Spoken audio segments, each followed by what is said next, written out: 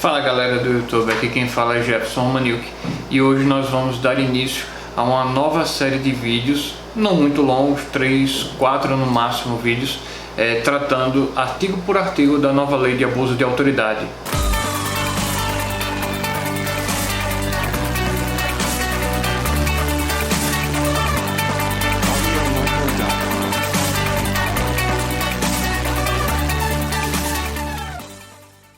Bom, como é que eu vou dividir a lei de abuso de autoridade para facilitar a compreensão de vocês? Eu vou dividir ela em duas partes, duas grandes partes. A primeira parte que fala das normas gerais, aplicadas à lei de abuso de autoridade, e a parte específica dos crimes da lei de abuso de autoridade. Então vão ser duas partes. Nessa primeira parte, que a gente já vai começar agora, a gente vai fazer a leitura de todos os dispositivos referentes à parte geral, digamos assim, da lei de abuso de autoridade. Começando já pelo artigo 1º, vou colocar a tela branca aqui para auxiliar vocês na leitura, e vamos à leitura aqui do artigo 1º. Esta lei define os crimes de abuso de autoridade cometidos por agente público, servidor ou não, que no exercício de suas funções ou a pretexto de exercê-las, abuse do poder que lhe tenha sido atribuído.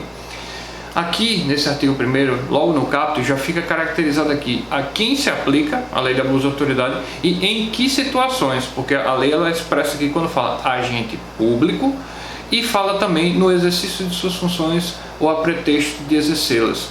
Então já diz o quem e já diz o quando, né? E o parágrafo 1º, ele vai dizer: as condutas descritas nessa lei constituem crime de abuso de autoridade quando praticadas pelo agente com a finalidade específica de prejudicar outrem ou beneficiar a si ou a si mesmo ou a terceiro, ou ainda por mero capricho ou satisfação pessoal. Então aqui a gente já vê três situações específicas para fins de caracterização do crime de abuso de autoridade. Sem essa finalidade específica, não há crime de abuso de autoridade. Pode até haver outros crimes, né, previstos no Código Penal, mas não propriamente de abuso de autoridade. E quando a lei diz as condutas descritas nessa lei constituem crimes, ela está dizendo que para que haja mesmo a caracterização como crime, faz-se necessário que haja finalidade específica, e essa finalidade específica ela tem que constituir por meio de interesse de prejudicar outrem ou beneficiar a si ou a terceiros, ou ainda por mero capricho ou satisfação pessoal. Então, se não houver esses três grandes tipos de finalidade específica na conduta do agente, não há que se falar de abuso de autoridade e, portanto, essa lei aqui ela já não se aplica, né? E o parágrafo 2º ele vai dizer o seguinte: a divergência na interpretação da lei ou na avaliação de fatos e provas não configura abuso de autoridade. Por óbvio, esse parágrafo 2º já não precisaria estar aqui, porque se eu digo que para ser crime de abuso de autoridade tem que ter agente público, né, tem que ser no uso de suas atribuições ao pretexto de exercê-la, e ainda uma finalidade específica de prejudicar ou ainda o mero capricho ou satisfação, a mera interpretação, a divergência de interpretação já está óbvia, já está evidente que não se enquadra no crime de abuso de autoridade. Então, esse parágrafo 2º aqui ele foi colocado apenas como um adendo, mas que mesmo que ele não existisse nessa lei, não haveria também se falar em crime de abuso de autoridade somente pela divergência de interpretação da lei ou na avaliação dos fatos. O artigo 2º inaugura o capítulo 2, que é dos sujeitos do crime. E o artigo 2º ele vai dizer o seguinte: é sujeito ativo do crime de abuso de autoridade qualquer agente público, servidor ou não, da administração direta, indireta ou fundacional de qualquer dos poderes da União, dos Estados, do Distrito Federal, dos municípios e dos territórios, compreendendo, mas não se limitando a. Então ele já diz aqui que, além de ser agente público, ele tem que ser agente público de poderes da União, Estado, Distrito Federal, municípios e territórios, administração direta, indireta, fundacional. Então ela já esmiuça um pouco mais quais são os agentes públicos. Ainda não define quem são os agentes públicos, a definição vai vir mais para frente.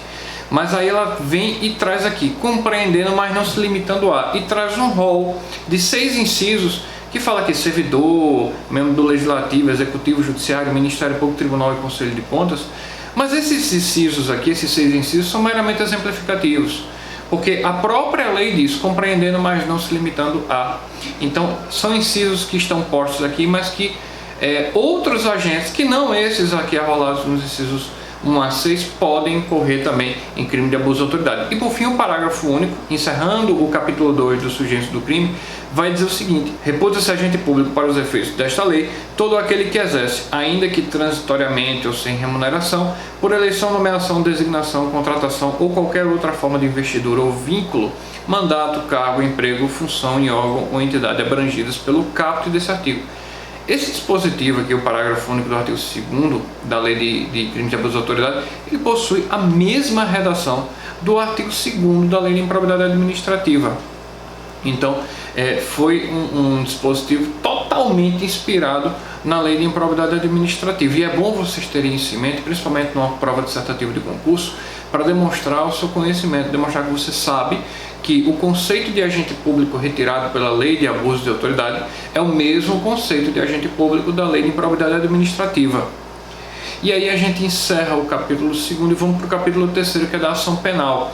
E o artigo 3º, que inaugura o capítulo 3º da ação penal, vai dizer o seguinte: os crimes previstos nessa lei são de ação penal pública incondicionada. Simples assim, direto, não há muito o que se falar. Todos os crimes da Lei de Abuso de Autoridade são de ação penal pública incondicionada. Sendo de ação penal pública incondicionada e tendo vítima certa, vai caber ação penal privada subsidiária da pública. E é isso que o parágrafo 1º ele vem aqui e diz: será admitida ação privada se a ação penal pública não for intentada no prazo legal, cabendo ao Ministério Público aditar a queixa, repudiá-la e oferecer denúncia substitutiva, intervir em todos os termos do processo, fornecer elementos de prova, interpor recurso e a todo tempo, no caso de negligência do querelante, retomar a ação como parte principal. Esse dispositivo aqui do parágrafo 1º também foi um dispositivo que não traz muita novidade para a gente que estuda para concurso, para a gente que está familiarizado com as normas processuais, porque esse parágrafo 1º possui a mesmíssima redação do artigo 29 do Código de Processo Penal. E o parágrafo 2º, que vem nessa esteira também da ação penal privada subsidiária da pública, ele vai trazer aqui o que a gente chama de decadência imprópria. Ele diz aqui: a ação penal privada subsidiária será exercida no prazo de 6 meses, contado da data que se esgotar o prazo para oferecimento da denúncia. O que esse parágrafo 2º está trazendo aqui é o que a gente chama de decadência imprópria. O que é decadência? A decadência é um fenômeno que extingue a punibilidade, diante da inércia do querelante de ajuizar a queixa-crime de uma ação penal privada. O que significa isso? Eu fui vítima de um crime cuja a ação penal é privada, então eu tenho que promover a ação penal privada se eu quiser ver o meu ofensor punido. A partir do momento que eu descubro quem é meu ofensor, eu tenho 6 meses para ajuizar a ação penal privada. Se eu não ajuizar a ação penal privada, vai ocorrer o fenômeno da decadência. E a decadência vai importar para o ofensor a extinção da punibilidade. No caso aqui, como a ação penal pública ela é incondicionada, a partir do momento que o MP deixa transcorrer o prazo para o oferecimento da denúncia, surge para a vítima o prazo para o oferecimento da queixa-crime subsidiária, ou seja, a ação penal privada subsidiária da pública. Da mesma forma que na ação penal privada, vai haver um lapso de 6 meses aqui para se contar para o oferecimento da ação penal privada subsidiária da pública. Mas, se nesse prazo de 6 meses o querelante não fizer nada, vai se operar sim um efeito similar à decadência, mas que não vai gerar extinção da punibilidade. Por isso que a doutrina chama de decadência imprópria. E, havendo a decadência imprópria, o querelante não vai mais poder oferecer a queixa-crime subsidiária, mas o MP vai poder denunciar aquele ofensor até o prazo da prescrição em abstrato. Então, por isso que se fala em decadência imprópria, porque ocorre o impedimento para o oferecimento da queixa-crime para o ofendido, sem que haja a extinção da punibilidade. E aí a gente encerra o capítulo 3, que é da ação penal, e vamos para o capítulo 4, que é dos efeitos da condenação e das penas restritivas de direito. São 2 artigos, o artigo 4º e o artigo 5º. O artigo 4º falando especificamente dos efeitos da condenação e o 5º falando das penas restritivas de direitos. O artigo 4º vai dizer o seguinte: são efeitos da condenação. 1. Torna certa a obrigação de indenizar o dano causado pelo crime, devendo o juiz, a requerimento do ofendido, fixar na sentença o valor mínimo para a reparação dos danos causados pela infração, considerando os prejuízos por ele sofridos. Aqui nós temos a fusão de dois dispositivos já existentes no nosso ordenamento jurídico, um no Código Penal, outro no Código de Processo Penal, e de um entendimento jurisprudencial do STJ. Na primeira parte, quando ele fala torna certa a obrigação de indenizar o dano causado pelo crime, isso já está previsto no artigo 91, inciso 1 do Código Penal. Então não é um efeito novo que a nova lei de abuso de autoridade trouxe. É um efeito já existente que estava lá no artigo 91, inciso 1, e que, caso não tivesse aqui, continuaria sendo aplicado também por força do Código Penal, que é uma norma geral, né, de aplicação. Já na segunda parte, quando ele fala aqui, fixar na sentença o valor mínimo para a reparação dos danos causados pela infração, considerando os prejuízos por eles sofridos, isso aqui está no artigo 387, inciso 4 do CPP, que é a possibilidade do juiz, na sentença condenatória, já fixar um valor mínimo de indenização pela conduta criminosa praticada pelo agente. Aí vem a parte adendo aqui, que é da jurisprudência, quando ele fala, devendo o juiz a requerimento do ofendido. Esse entendimento é um entendimento jurisprudencial surgido no informativo 621 do STJ, que diz que não basta haver a previsão legal para a fixação de um quanto mínimo de indenização, no artigo 387, inciso 4 do CPP, mas faz-se necessário também o pedido nesse sentido, seja do ofendido, seja do Ministério Público.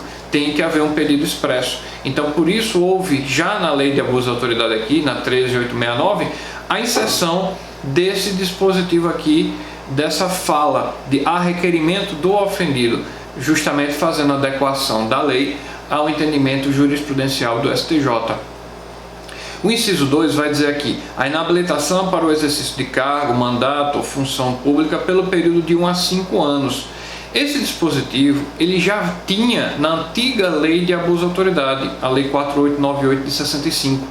Só que lá, essa previsão que estava lá no artigo 6º, parágrafo 3º, a linha C, havia uma previsão temporal menor, era de até 3 anos a inabilitação.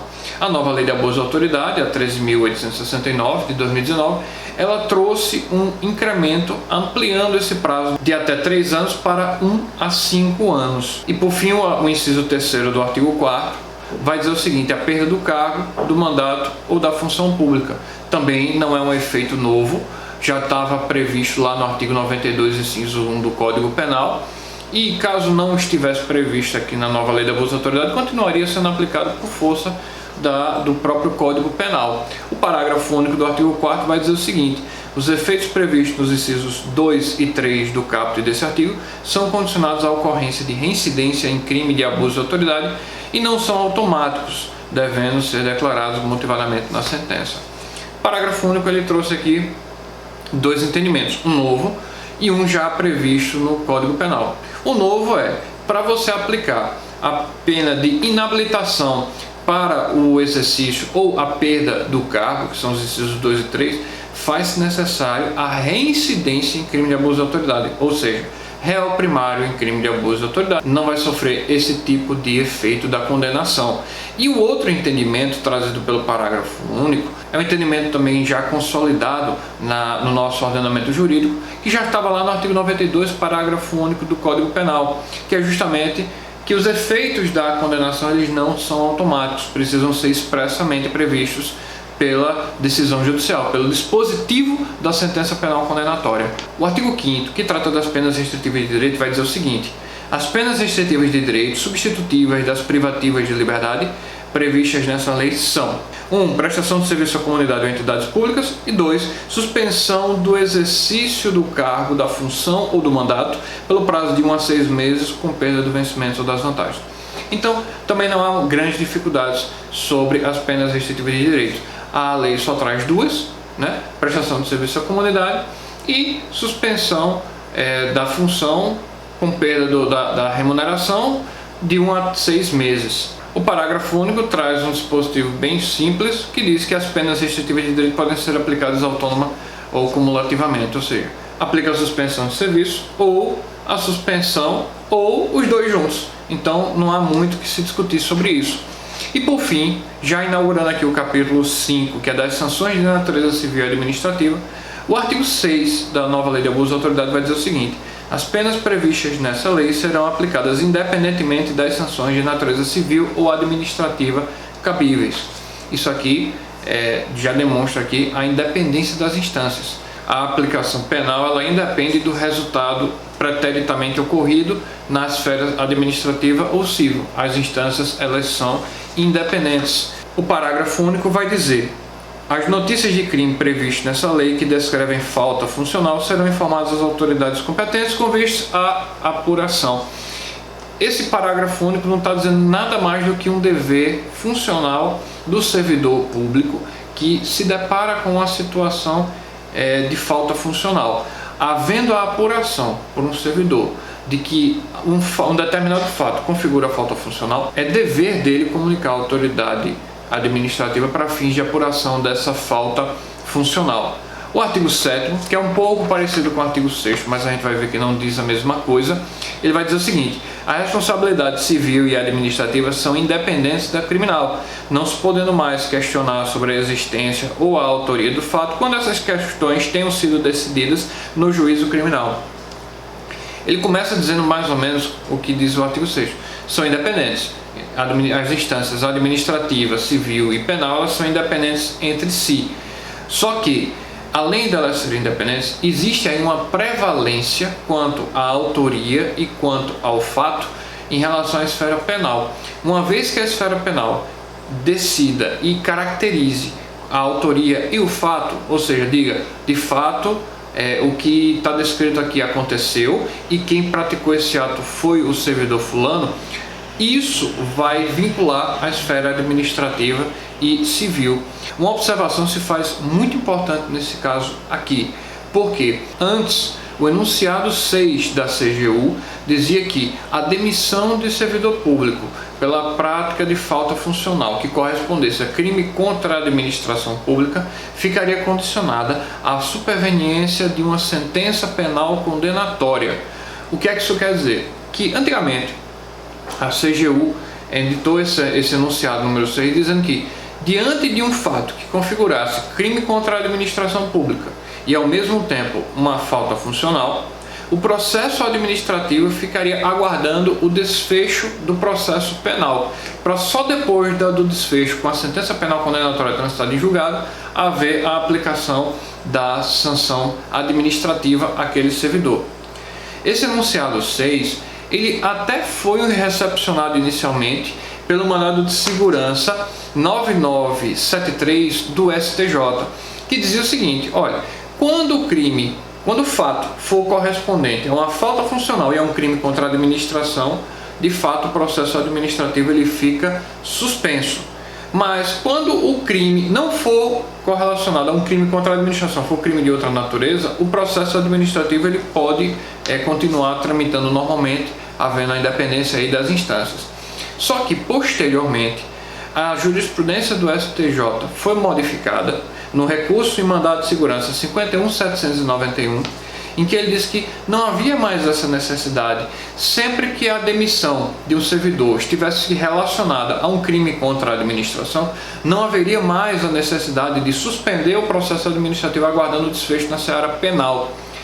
Por isso, o STJ corretamente veio e disse: as instâncias são independentes, havendo a vinculação tão somente das esferas administrativa e civil quando na seara penal houver a definição da matéria relacionada ao fato e à autoria. Ou seja, os processos hoje correm normalmente. Prova disso é que a própria CGU cancelou o enunciado 6 que tratava dessa matéria. Então, recapitulando, hoje instâncias absolutamente independentes, os processos podem ser tocados sem interferência de uma esfera na outra, com a ressalva de que, havendo a definição na seara penal sobre a autoria e o fato, essa definição vai vincular a esfera administrativa e civil. E por fim, o artigo 8º vai dizer o seguinte: faz coisa julgada no âmbito civil, assim como no administrativo disciplinar, a sentença penal que reconhecer ter sido o ato praticado em estado de necessidade, legítima defesa, estrito cumprimento do dever legal e exercício regular de um direito. Estado de necessidade, legítima defesa, exercício regulado em um direito de estrito cumprimento de um dever legal, são excludentes da ilicitude. E isso o artigo 65 do Código de Processo Penal já falava que essas excludentes de ilicitude vão vincular o juízo civil, né? Já havia esse tipo de entendimento no artigo 65 do CPP. Qual é a novidade aqui trazida pelo artigo 6º da nova lei de abuso de autoridade? A novidade trazida aqui é que, além da vinculação da excludente de ilicitude na seara civil, vai haver a vinculação também na seara administrativa disciplinar. Ou seja, se por acaso houver a caracterização de um excludente de ilicitude no processo criminal, aquele processo administrativo disciplinar que está tratando da falta funcional vai ficar vinculado a esse posicionamento trazido pela sentença penal. Bom, gente, eu vou ficando por aqui. O vídeo acabou ficando um pouquinho extenso, mas espero que vocês entendam que eu quero tentar deixar essa série da nova lei de abuso de autoridade em poucos vídeos, 3 no máximo 4. Se vocês gostaram do vídeo, deem um like. Se não são inscritos, se inscrevam, ativem o sininho para receber notificações de novos vídeos e a gente vai se encontrando nos próximos vídeos. Fui!